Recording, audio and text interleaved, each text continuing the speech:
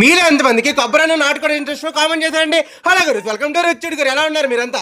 మా మమ్మీ వచ్చేసి ఈ రోజు ఇంట్లో కొబ్బరన్నం నాటుకోడి చేశారు. టేస్ట్ అయితే ఒకటి నెక్స్ట్ లెవెల్లో ఉంది. ముందంతా ఏంటి అలాగా తెల్లగా పోస్తున్నారని చూస్తున్నారు, అదంతా కొబ్బరి పాలు గైస్. నిజంగా కొబ్బరన్నం ఫ్లేవర్తో టేస్ట్ అయితే అదిరిపోయింది. నాటుకోడి కూర, అది కూడా కొబ్బరన్నంలో మంచి కాంబినేషన్ అనేది చెప్పాలి. ఎప్పటికైనా కొబ్బరన్నంకి చికెన్ కర్రీ అనేది చాలా కాంబినేషన్ అనమాట. టేస్ట్ కూడా అదిరిపోద్ది. సరైన కొబ్బరన్నం మంచిగా టేస్ట్ అది వచ్చి దాంట్లో ఈ నాటుకోడి కర్రీ గ్రేవీ అది వేసుకొని కలుపుకొని తింటే ఉంటుంది గైస్.